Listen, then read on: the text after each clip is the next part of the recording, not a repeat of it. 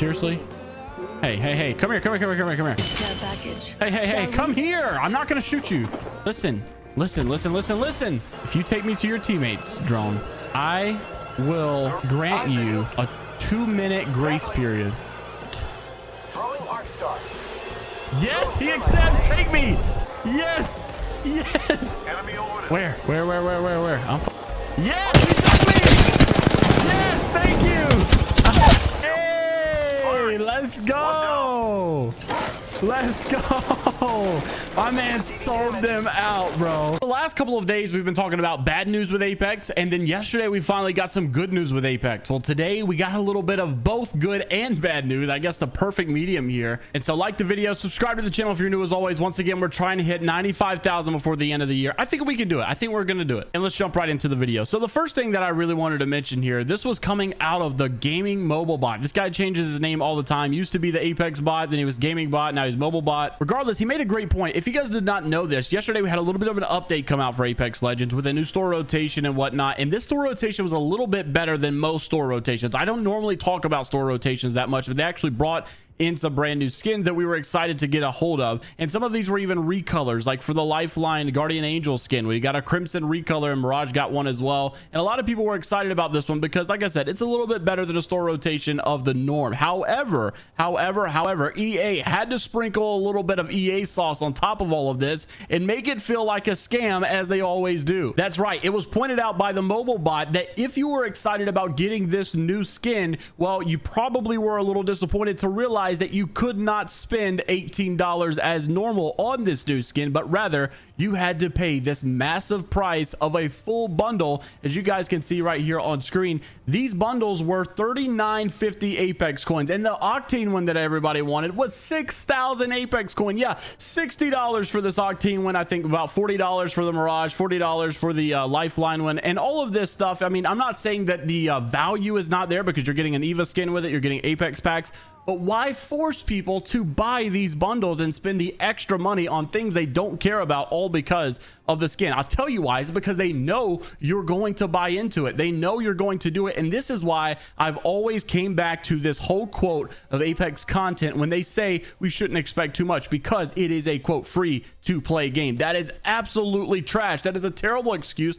because I'd be willing to bet, and I know that Apex is making more money than most of the games did back in the day where we were paying $60 per game, per title. The reason is because they got used back in the day to have people pay $60 up front and not bring much content. If they did, it was a $20 DLC. Can you guys believe that we used to pay $20 for a DLC back in Call of Duty to get multiple new maps and like even new zombie maps and stuff? I want to say it came with camos and all of this. We used to pay $20 to get multiple new maps in the game. And now in Apex, you're paying $20 for a legendary skin you can't even look at. Regardless, with having a $160 collection event every 3 months, having store rotation things like this where they're bringing Black Friday sales and they're forcing you to buy the bundles that you probably don't want to buy, it's a little absurd in my opinion. And yes, they are making a bajillion dollars. This is why you should never use the excuse that Apex is a free-to-play game, therefore we should not require or ask of too much content. Listen, they did not make it free to play because they wanted to be nice. They made it free to play because they realized there was more money to be made with this strategy of making and releasing a game than the old strategy of just releasing it for $60. So yeah, after Alpha Intel made the tweet saying, are you copying any of this Black Friday sale that's going on right here, a lot of people were saying, you know, the skins are nice, but a lot of people, even the mobile bot, saying LOL, they bundled the skins with the EVA skin, forcing people to pay more. That's absolutely absurd. I would probably say L for EA for marketing it this way, but probably a W for Respawn, because I do think that Octane skin is sick. I think the recolors on Lifeline are absolutely amazing. A lot of people have been telling me in the comments though, I got to stop giving Respawn so much credit because they're in just as much as this as EA is. I'm not really sure. I'm interested to hear your guys' take on that down below, but I can't really say one way or the other. All I can say is that I know some of the devs at Respawn. I've spoke to them, and you know, they're good people. They really have good intentions with the game. They don't like a lot of the things that we don't like. They get frustrated about the same things, but there's a lot of limitations that I know EA has on this. So not a big surprise that EA is looking to get a little bit more money out of you, but something that was a surprise yesterday that a lot of you guys seem to be a little bit skeptical about was the change that Apex has decided to make in regards to skill-based matchmaking. They said they understand your complaints about how some of the games feel too hard, or that you're playing with your buddies and for whatever reason you're having to play against the best people in the world. It's making the game not fun. We've seen many big creators voice their opinions about it as well. Well, finally we got an update yesterday that they will change this, and it actually is supposed to be changed in December or sometime in January as well, with some changes going on throughout the year, I believe. However, there was a follow-up to this, but I noticed in the comments yesterday of the video that many of you seem to be very skeptical about this and said you're not going to buy into the hype. You will simply just believe it when you see it. And I definitely understand where you're coming from, because we've had a lot of overhype and under delivery with this game, and I could probably say I contributed to that a little bit as well. As far as YouTube content goes, you know, I try to be as excited as I can when I see new stuff come, especially when I feel like I'm in a drought. So don't get me wrong, I'm right there with you. I'm not trying to be this guy of like, oh my gosh, Apex is gonna, you know, change the world, and just with a flip of a switch overnight they're gonna listen to everything we said. I'm not trying to buy into that. You know, sometimes the titles are a little weird. I have to kind of play with the YouTube algorithm a little bit, but I hope you guys understand. So like I said in yesterday's video, even a lot of you regular supporters, people that are in the comments all the time, I saw that even you were a little bit skeptical to say you're not going to just believe it. You just said you'll wait to believe it when you see it. But like I said, there was a follow-up here. The same guy that said they would be changing skill-based matchmaking, Sammy Duck, did say, let's try to funnel this matchmaking excitement into something positive. Okay, so first bullet point I wanted to make, I think that Respawn is starting to realize that, you know, maybe things are not going so well this season. They do know, like I said, there will be some hype coming later in the year, because, you know, that's Apex's biggest time, the Christmas event, the New Year's stuff that's going on. I understand that maybe they wanted to hold out on some of that excitement until a little bit later.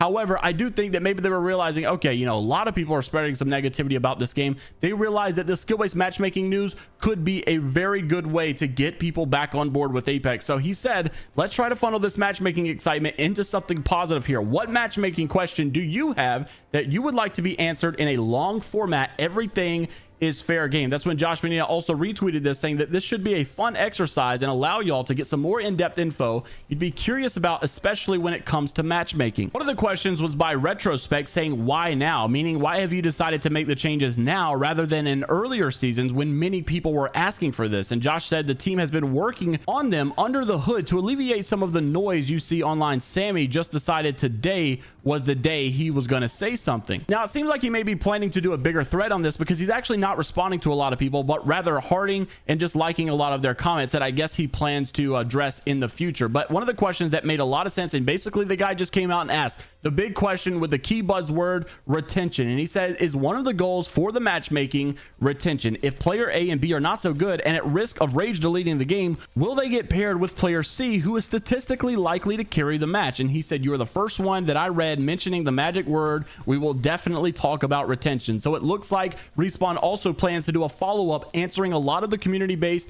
matchmaking questions. So if you got your questions, you could also leave them down in the comment section below. I'll try to ask him some of the best that I see. So yeah, I gotta say, honestly, last couple of days have been pretty good for Apex. I think a lot of people are starting to lighten up, maybe loosen up, maybe feel a little bit more optimistic if they weren't in the past. I know a lot of you are still on the fence. You're still gonna say, I'll believe it when I see it, but I think a lot of people are now seeing some little spark of light at the end of the tunnel. Hopefully things will go great, and it's all in great timing right here before the new event, right here before Christmas, the New Year's, whenever everything is always popping for Apex. So it's really good to see. Let me know what you guys are thinking down in the comment section below. Leave a like on the video if you guys did enjoy. Subscribe to the channel if you're new as always, because we're trying to hit 95K before the end of the year. I will see you in the next one. Take care of yourselves. This is Viber Die, only positivity. Until the next time, later, Gators.